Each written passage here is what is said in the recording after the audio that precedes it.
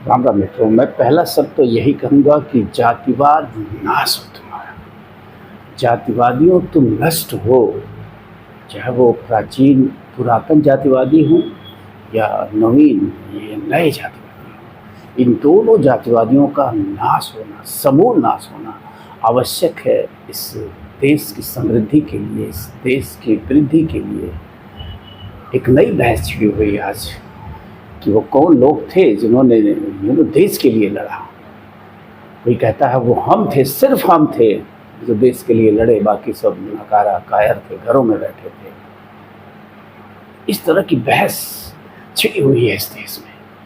तो मैं यही कहना चाहूँगा, अगर प्राचीन ग्रंथों की बात करी जाए तो एक जाति विशेष के लोगों ने ये अधिकार ले रखा था जबरदस्ती कि सिर्फ हम ही लड़ेंगे, हम ही लड़ेंगे, हम ही सत्ता में रहेंगे।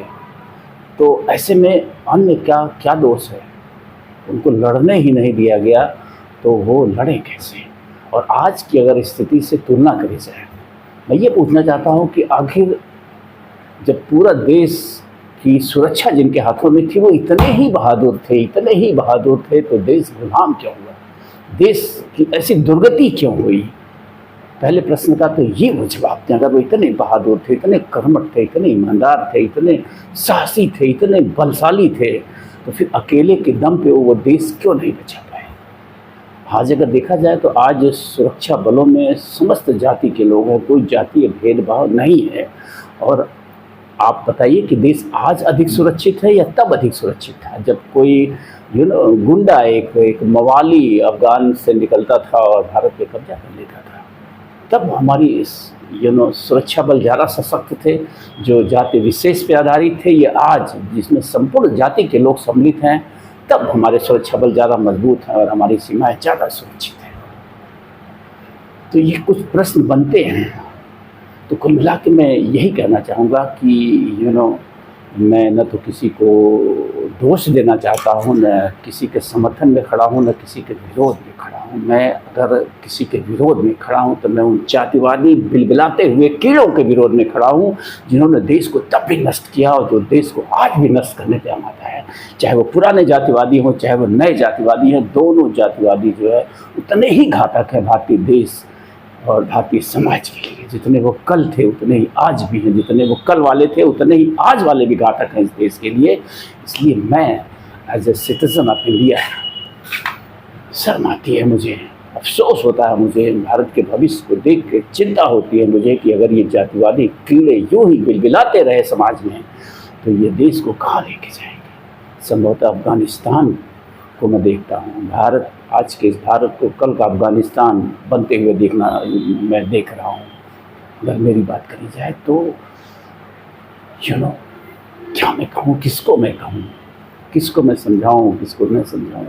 कौन मेरी बात सुनेगा, कौन मेरी बात नहीं सुनेगा? लेकिन as a free citizen of India मैं ये कहूँगा कि 19वीं शताब्दी की बात अगर आप छोड़ दें, चंद्रशेखर आज़ाद, भगत सिंह, सुभाष चंद्र बोस, गांधी और ऐसे तमाम बेनाम चेहरे जिन्होंने भारत की आज़ादी के लिए अपने आप को कुर्बान किया, उनको छोड़ दिया जाए तो जितने राजघराने लड़े सब सत्ता के लिए लड़े, न कि देश के लिए लड़े। इससे मैं ये बात कहने में मुझे ज़रा सा भी गुरेज नहीं है।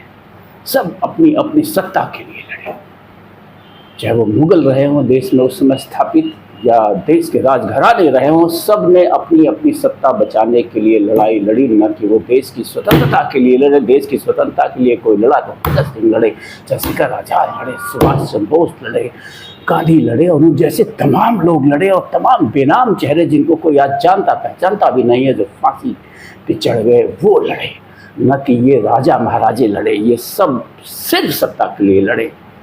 तो ऐसे में किसके सम्मान के कसीदे गाए जाएं और क्यों गाए जाएं, ये सोचने वाला विषय है। सब लोग सोचिए, जातिवाद के नाम पे ये जो कीड़े हैं समाज में, ये जो बातें कह रहे हैं, चाहे इस पक्ष के हों चाहे उस पक्ष के हों, सब के सब गलत है।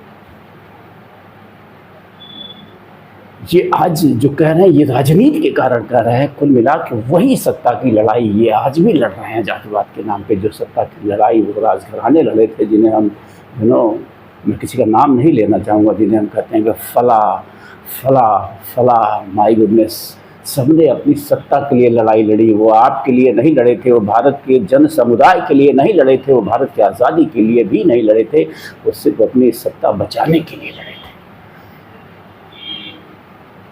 थैंक यू, धन्यवाद।